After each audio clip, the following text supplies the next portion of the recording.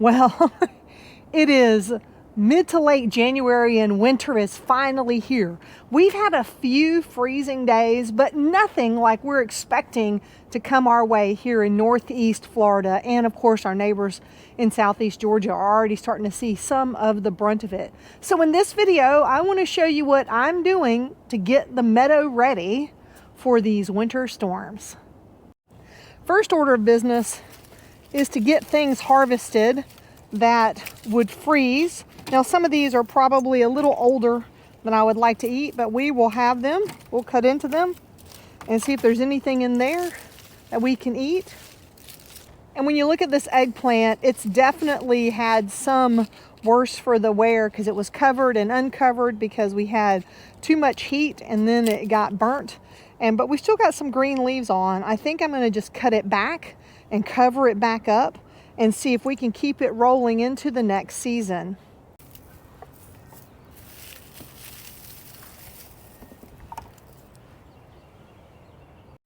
Next, we're gonna grab these Seminole pumpkins that are ready. I definitely don't want them to hit the hard freeze tonight.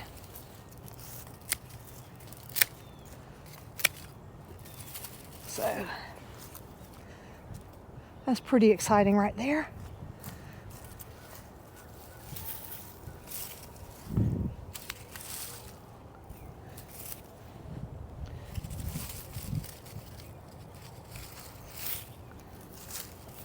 Next, I'm going to get some of these things watered in because we want to protect them. So take a look at the avocado here. We are going to cover it, but I'm going to water it in first.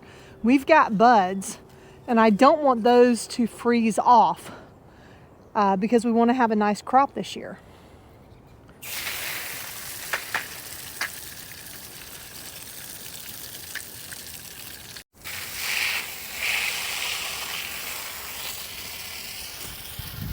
While I've had this more tender avocado tree covered up, I can see that some of the edges have taken a little bit of a hit, but we had a lot of rain this past week.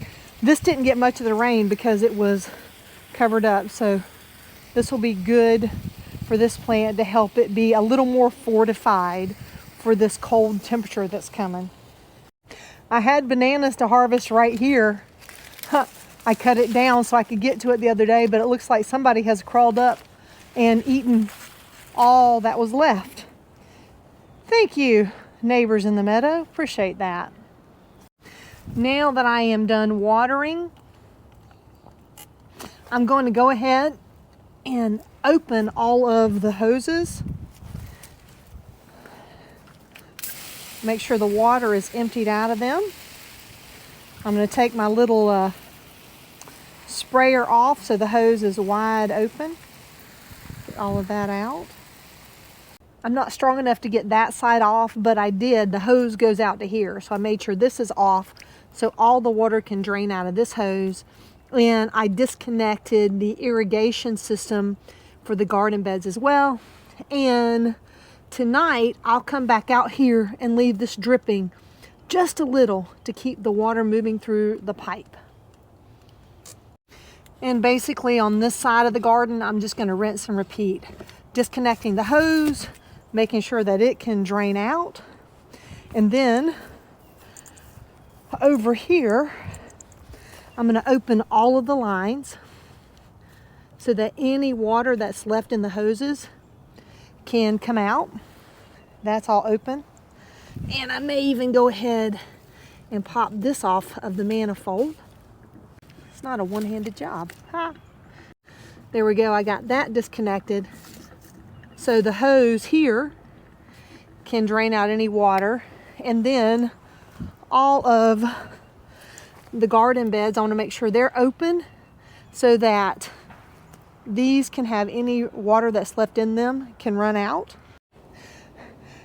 Now I've got the last tender plant in the garden beds covered up that I'm worried about saving.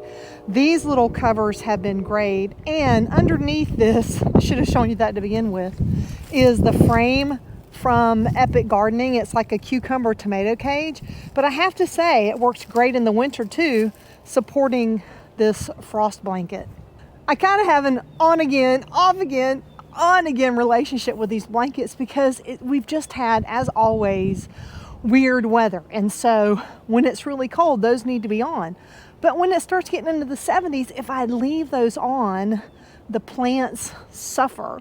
And so that's why it was all brown and crispy. And I've just got to figure out that balance of putting them on and taking them off during these times. Now, of course, most people would have already pulled their eggplants, but they were growing so well. You saw that during the harvest section. I just hated to let all that go when it was ready to grow. Because we have all these beautiful little buds on, I'm actually going to put a blanket over this before I install the frost cover. So let me grab that. So we've got a blanket laid over the topmost parts that would be closest to being exposed to the frost. I'm going to tuck all those in and we'll get the other part put on. Well, it turns out our girl has grown out of her blanket we bought last year. So we've got the one blanket underneath. Then we had to use 2 of these frost cloths and sort of wrap them around. But I think this is going to do what we need it to do. So that's what we're doing here in the meadow.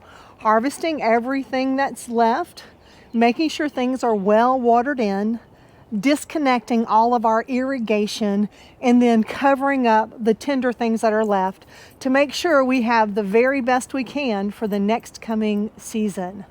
If you like this video, be sure to give it a thumbs up and check out some of our other videos about things that are going on in the meadow.